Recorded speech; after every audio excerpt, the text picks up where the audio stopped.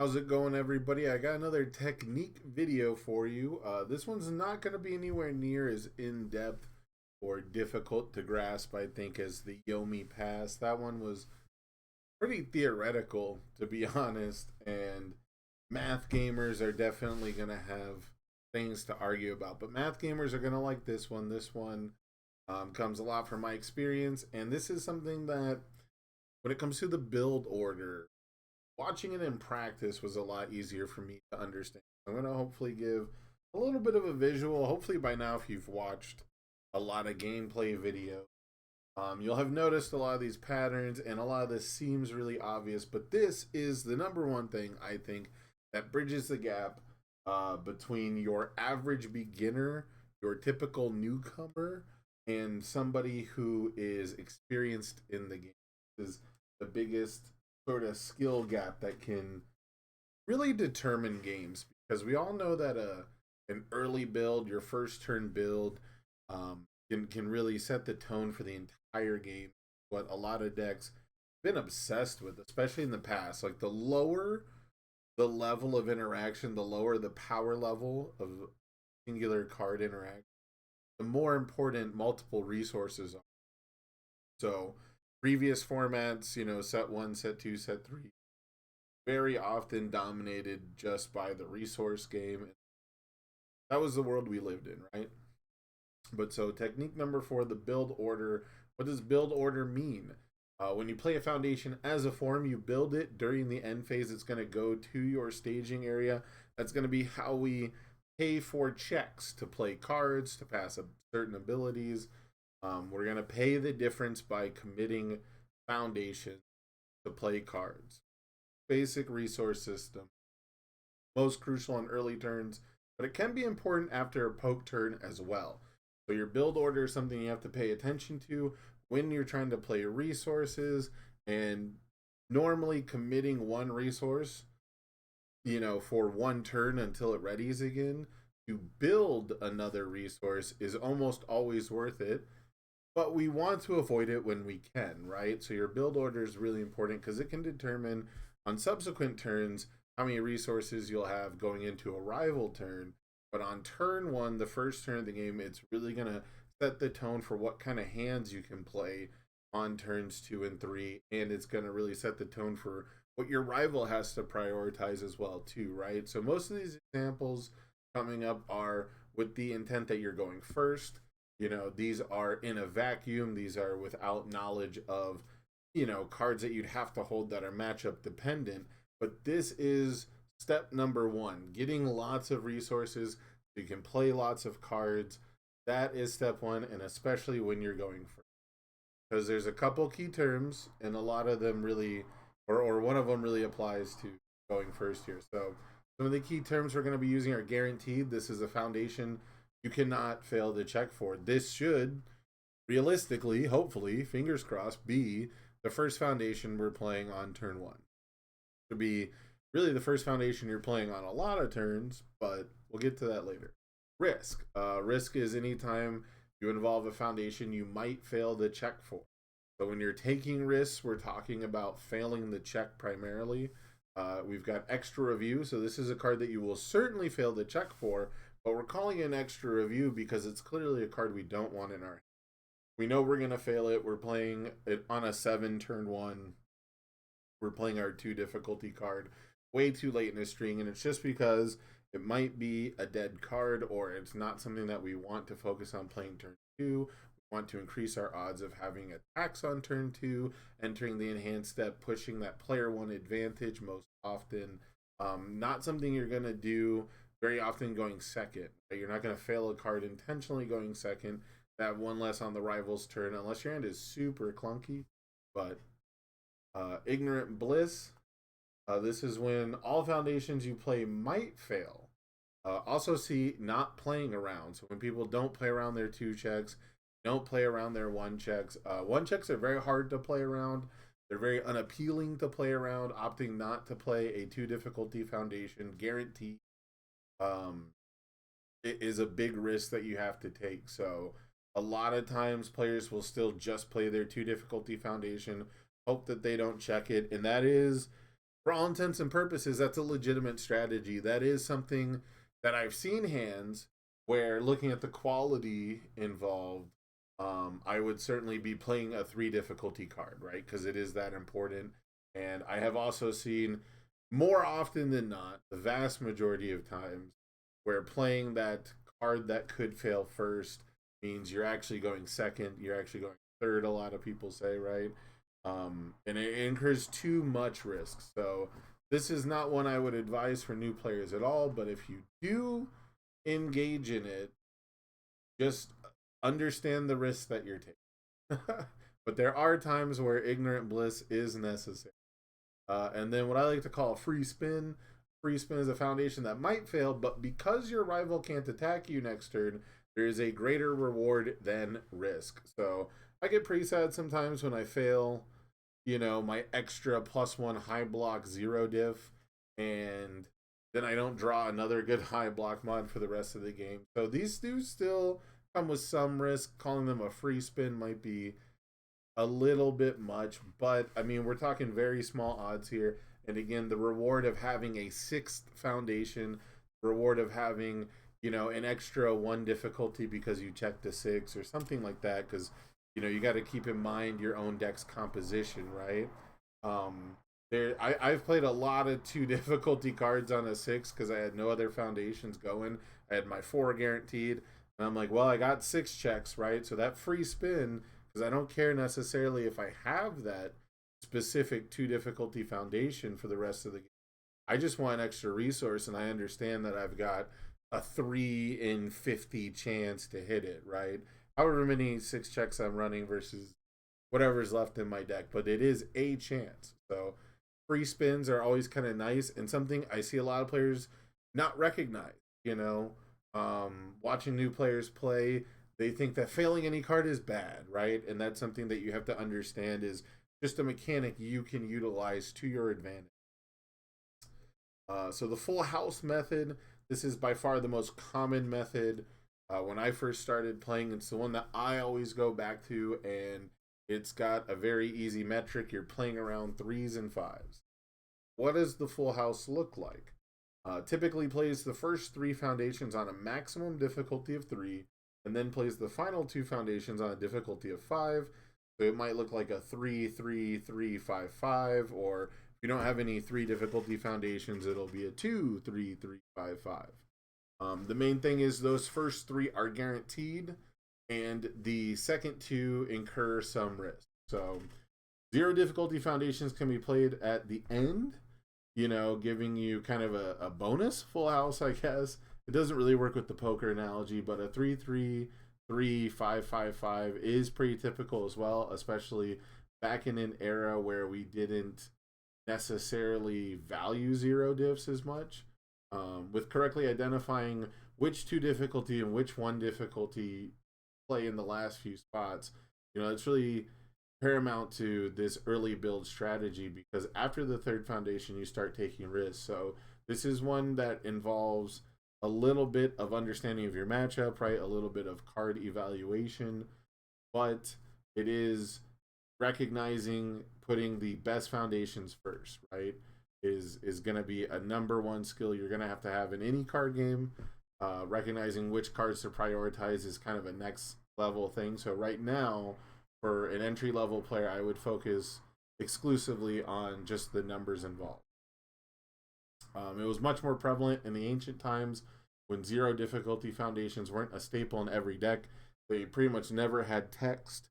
The ones I remember actually had downside, or they involved like rival usage. They involved like the rival doing something, like choosing to destroy it or something like that. Just weird static abilities, weird responses.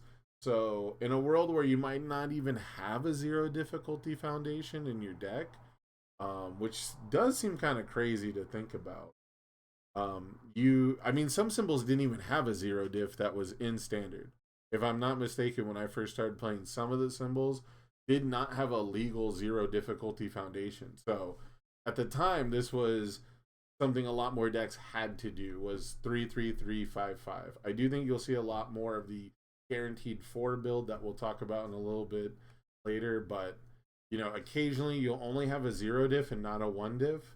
It'll look like 3-3-2-5-4. And this means that you're just valuing the strength of that 2 difficulty foundation over the guaranteed foundation. But the concept of getting 3 guaranteed and 2 risky foundations still applies, right? So this is one of those scenarios where you can guarantee 4 foundations, but one of them's probably blank, right? That 0 difficulty foundation is almost certainly going to do next to nothing in your stage. And then you can't pass that 2 diff at all. So this is a scenario where you're going to try to have your cake and eat it too. But you are going to err on the side of caution. You're going to take 3 guaranteed foundations, which is the bare minimum, right, for most decks. It is the bare minimum to have considered to have built in a turn. It's the bare minimum where people might not mulligan a 3 foundation hand, especially in a 5-hander, but I think most players would, right? That's how important a good build is. So taking that 3 minimum, but then saying, okay, well, another blank foundation doesn't help me as much as having the text on this 2 difficulty foundation is a key component to recognizing what matchups you're in, right? Is this a matchup where I'm just going to need 1 extra foundation because I'm playing against a Toga and that extra stun 1 is going to be a big deal, or maybe my 0 is my stun 8, and recognizing that getting 2 of those out is a way bigger deal. But most of the time, having the text of that 2 div should outweigh the value of just 1 extra foundation. So here are some examples. We've got the 3-3-3-5-5 with the optional 0 at the end. And you can see this is pretty common. It's, you know, you're just playing things in descending order, except once we get to the part where we can guarantee a 0 div, we're looking at a card, you know, this is just an example, but I think Incredible Display is a great example here of a foundation that might be worth it rather than just having another blank foundation, because the reason I think that this matters is because you're taking a risk on the Shobujin's message no matter what. So we've already evaluated that Shobujin's message is not good enough to put in the guaranteed slot. We want to take a risk on Shobujin's message. But would you rather take the risk on Shobujin's message or Incredible Display? And I think Incredible Display is a much better foundation overall, and this gives you the opportunity to play everything in your hand.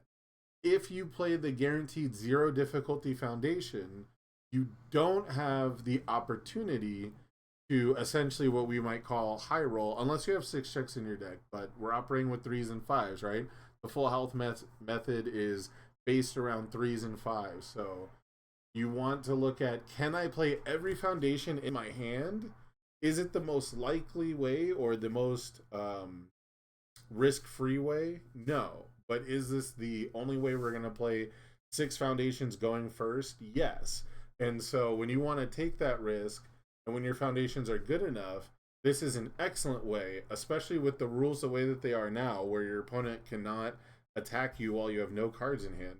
This is an excellent way to get way ahead of your rival, and you can then exercise your resource advantage to win the game because you started probably with more foundations than they will.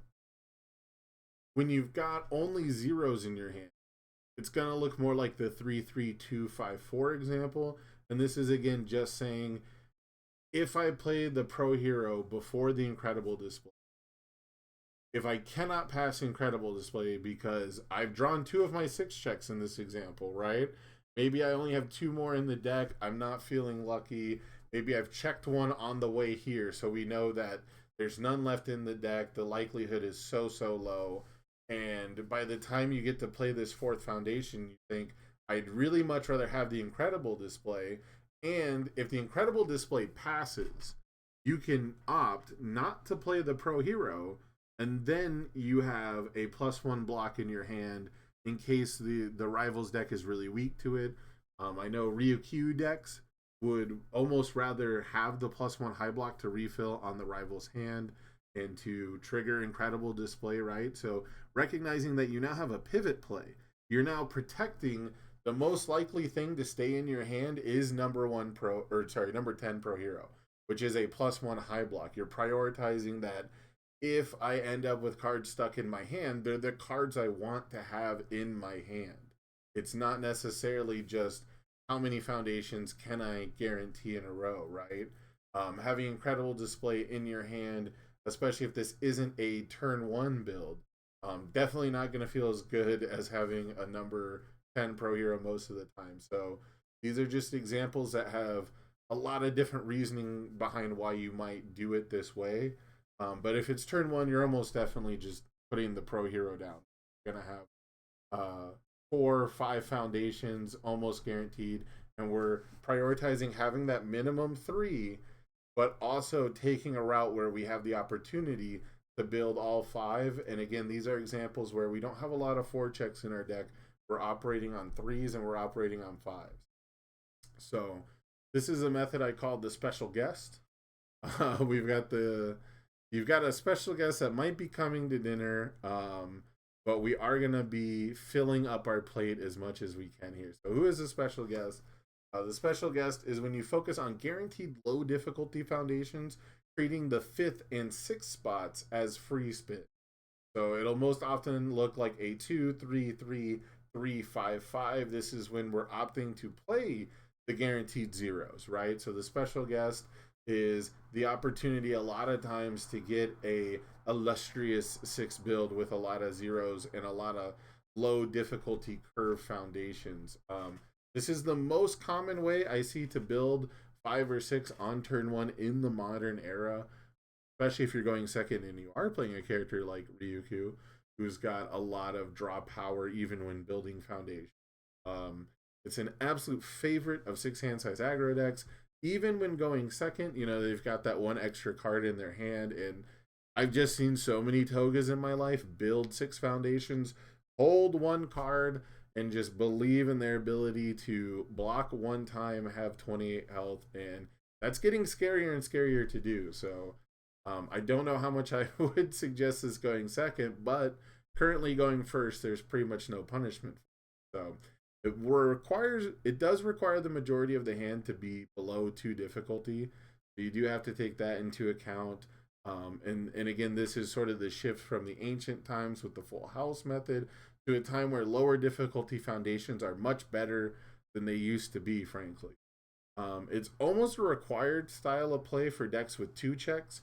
You'll see decks with 2 checks are very much just taking the most guaranteed route. They want that guaranteed 3 build because they don't have a guaranteed 4 build, right? Even if you play all 0 diffs, that 4th card is going to be on a 3. So a lot of the time they have to play those blank foundations as their 3rd card of the turn, and you've already committed to, you know, playing just the lowest difficulty curve first and prioritizing quantity over quality.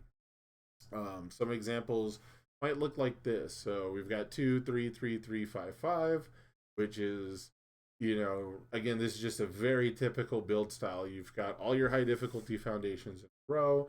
You've played everything that you can guarantee until you get to the 0. And then we've got another low difficulty foundation followed up by another 0.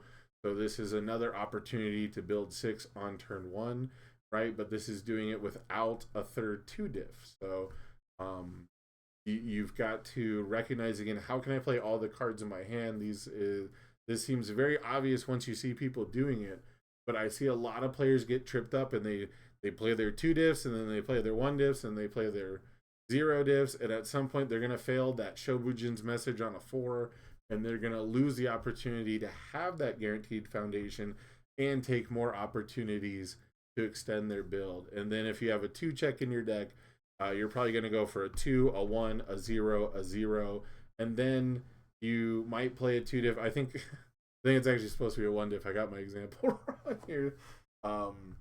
But that should be a 1 diff in that slot, right? Because that should be 2, 2, 2, 3, 5, 5. Because a lot of times when you've got 2 checks in your deck, you also have 3 checks, right?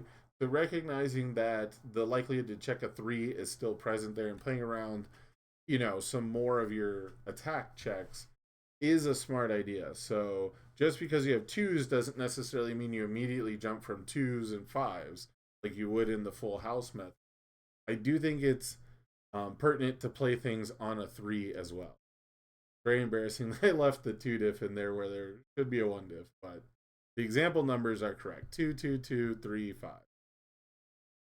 And then we've got the unjammer Lamy. No, that's not a typo. I know it's jammer Lamy for the video game, but how to unjam bad hand. So once you've mulliganed and you've got the bad hand, what are we supposed to do? Well, when you can't count on quantity, focus on quality. Make sure you are identifying which of the foundations are the most important. A lot of times it might not be your 3 difficulty foundation. A lot of them require some synergies to pop off. Carbo loading comes to mind. Enormous Axe, unless your character is destroying foundations, comes to mind. So there's a lot of 3 diffs that aren't that impressive early on in the game. And I do see players just prioritize them because they are high difficulty and they might be guaranteed. Whereas your 2 difficulty foundations are more likely to be your staples, your interactive effects, your ramp effects too. So I would be very, very careful when I've got a lot of 2 difficulties and 3 difficulty to maybe evaluate really what's more important here, the 3 difficulty or the effects on the 2 diffs, because you're going to be very limited in what actually goes into your stage. And once you have all these high difficulty cards, playing around control numbers just really isn't enough.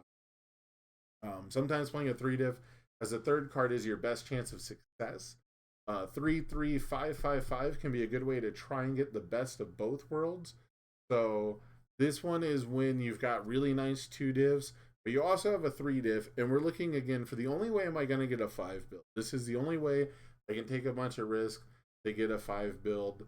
But I would say most of the time, you're probably still better off playing the 1 diff in the guaranteed slot and then playing a 2 difficulty foundation after that.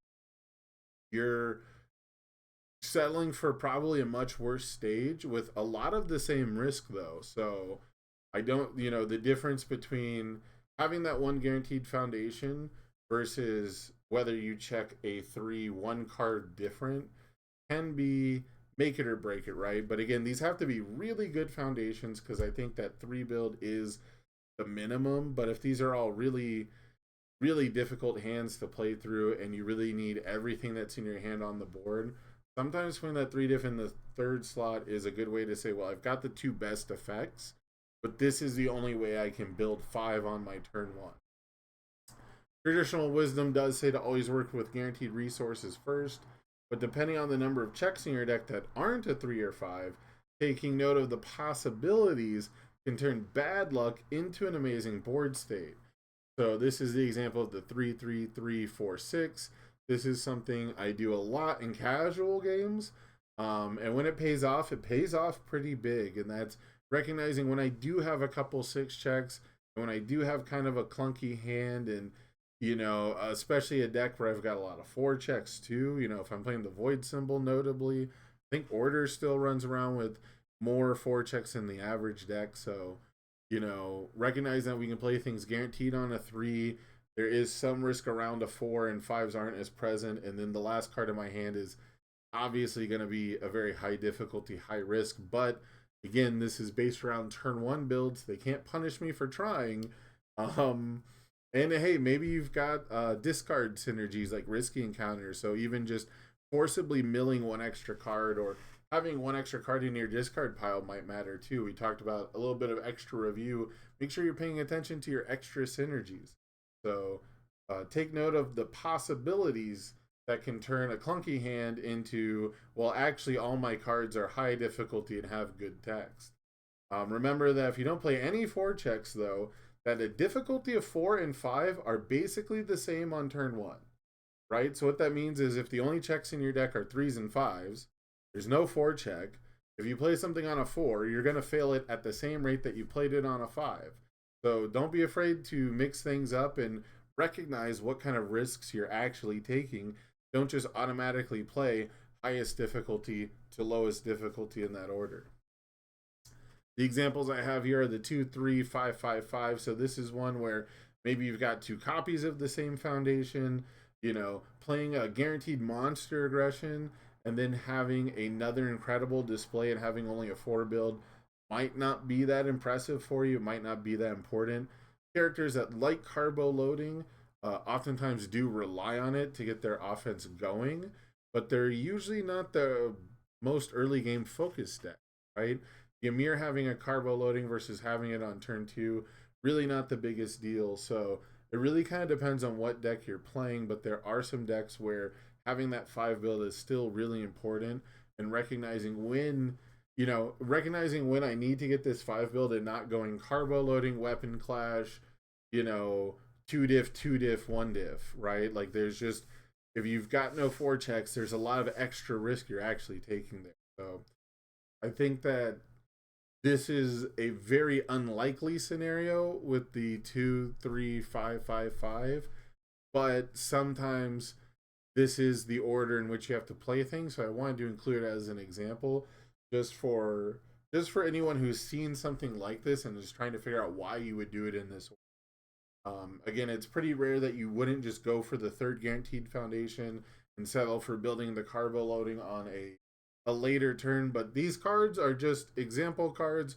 You can put any 3 diff there you want, right? You can put sacrifice for the cause there if you the 3 3 3 4 6, probably a bit more common. This is where you put the 3 diff at the front, and we're treating the 6 as a free spin, right? The 6 is a card that is not necessarily going to help us. It wasn't prioritized over our other 2 difficulty foundation.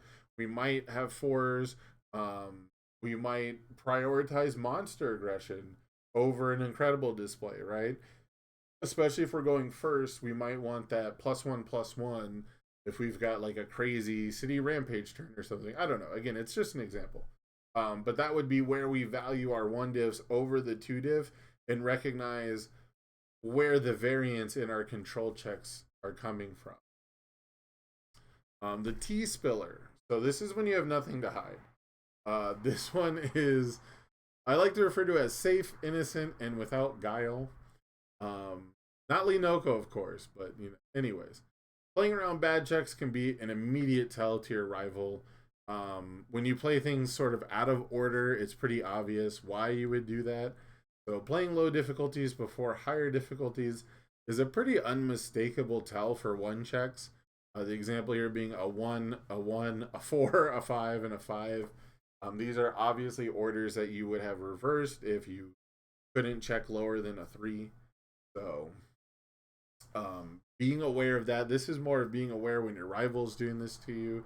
Make sure that you can scout ahead for what kind of powerful interactions they might have. If your low check attacks are up to snuff, though, it should not matter if they see it coming. If you're playing a 1 check especially, it better be good enough that you could tell your rival when you first sit down that you're playing it, and it should still beat them, right? A lot of players refuse to believe in the bad checks, though, but your results may vary. Some examples are a 1, a 1, a 4, a 5, a 5, and a 5. So this is, again, if I don't have a lot of 3 checks, if I have a lot of bad checks, or for a lot of players, once you've played your 2 guaranteed cards, and you could play the 0 diff on a 2, or you could play a 1 diff there, right, on a 3, they recognize that I can't continue to play spam.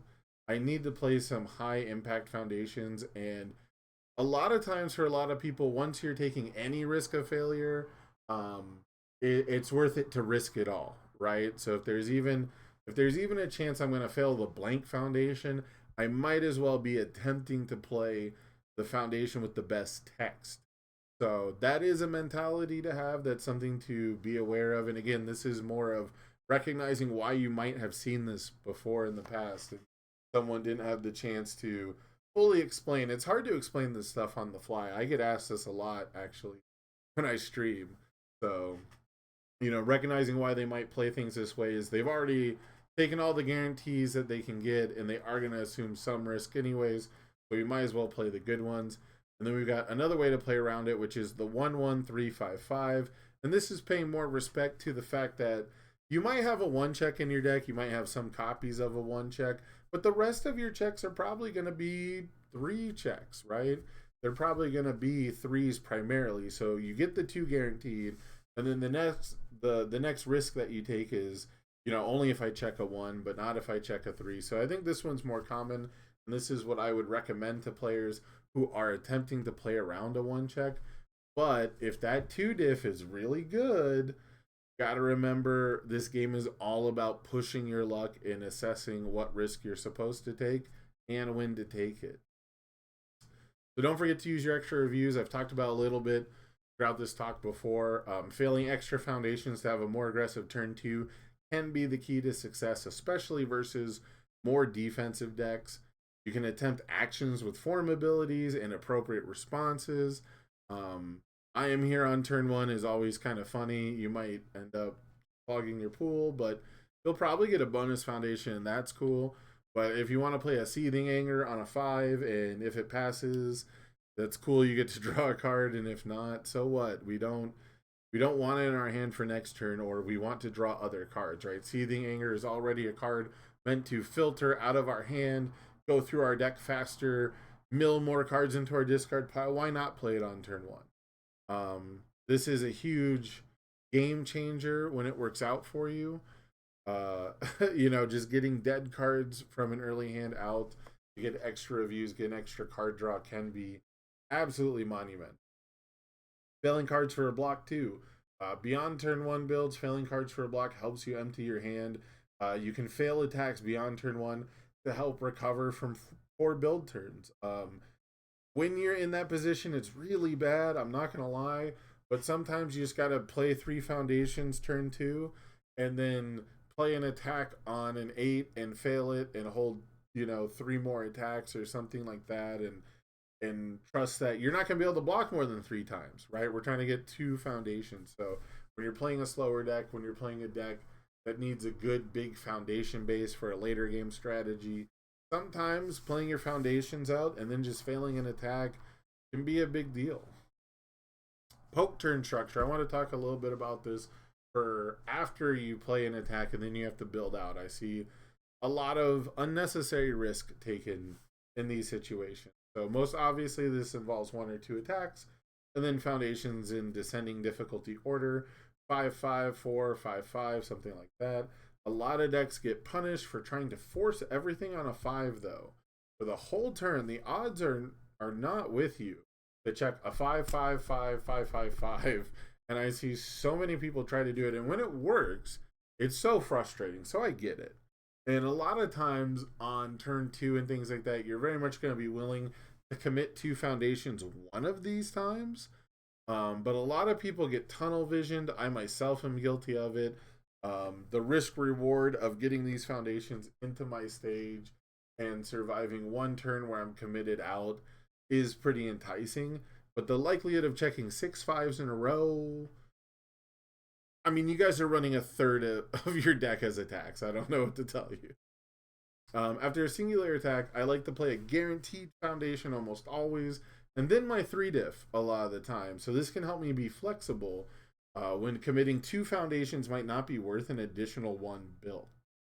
I only take the risk of committing any foundations once in that scenario, rather than the risk of committing a single foundation twice. So this is kind of weird math, and I'm not the math gamer, but there are times where I would rather fail a foundation than commit anything. And so I will play the guaranteed foundation, and then if I play the 3 difficulty and I check a 3 on it, I will fail it. And in the opposite structure where I play the 3 difficulty first on a 4, right, and then I play a 2 difficulty on a 4, I have 2 chances to commit something. So this is really important when you check poorly on the attack. Maybe you've had to commit everything to pass the attack. And this is really important when all the cards in your stage need to stay face up, and you're not going to get a good build anyways. If you're like a 6-hander and you're going to play 1 attack and you're going to build 2 foundations, I have found personally that a lot of times I have better success if I play on a 3 and a 5 than if I play on a 4 and a 4. Again, I'm not a math gamer. I'm not telling you which one's better. I'm just explaining these are the reasons why you might see turn structures like this, and these are the benefits and the drawbacks, right? So the examples of the 5-5, 4, 5-5, something I see all the time. You're going to play 2 attacks. One of them is a card advantage card. The next one is just like a greasy damage card. It's a flow card, whatever goes there on a 4 diff. and then we just start playing all the cards in descending order. This is pretty common. This is a fine way to do it. I don't think there's anything wrong with this. And this is when you need both the two diffs, right? If we played the guaranteed foundation, we'd be playing the one difficulty where the immortal shapeshifter is. And then we wouldn't have the opportunity to play the second two diff without committing a card most of the time. You know, you'd have to get lucky and check a 6. So this is the most common way to structure a poke turn. Hopefully, because this is playing 6 cards, you drew some cards during all of this. But this is the most common way to do it. When you're having a good turn, when you are drawing a lot of cards, you know, from your stage, from your character, and you're able to hold, you know, 2 or 3 cards after having a 6 card turn like this, this is really good turn 2 pressure. You're not taking an insane amount of risk. You're not taking any guaranteed, I shouldn't use that term, guaranteed risk. You're not gonna be forced to commit any foundations, right? We're not playing any attack on a 6 or anything like that. Any attack on a 7. We're not committed to committing any foundations on this. We most likely will end up checking a 3 somewhere here. Just hope that it's on the immortal shapeshifter, right? But this is the best way to get ahead in the early game, is to have a really good turn where both of those attacks in the beginning matter, and then you check well on the rest of the turn. A more safer way to do it, I find, and a much less explosive way to do it, is to play your attack, then play a 2 diff because it's guaranteed, and then your 3 difficulty foundation is where we're going to incur some risk, and then we've got, you know, a 0 diff and maybe a 1 diff, right? But this is the type of turn where you don't have something super exciting, you're not getting way ahead, we're probably not landing this attack in most scenarios, but it's going to help us progress our game state. And then we're playing foundations in a way where the second and the fourth card we played have 0 risk. So the only cards where we might check poorly on is the first, the third, and the 5th, which that gives us ample time to pivot, right? If we check poorly on the first card, we know that we're almost certainly going to have to hold that +1 block, and we might put the breaker 2 card, you know, we might put the 1 diff in the third, and we might play 2 guaranteed cards and just be content to hold the best blocks that we can. If we do check well on that first card, then we can continue to check well with the second card. And then if we check poorly on the carbo loading, you know, having that 0 as a backup, as another guaranteed foundation, is a huge deal. So be aware of times where taking the risk to check poorly twice compared to taking the risk to check worse only once might benefit you, though. It comes a lot when you might have to pivot partially through a turn. So a good build is the foundation of a good game. I had to end on the typical pun there, but this is, I think, the #1 thing new players should kind of figure out.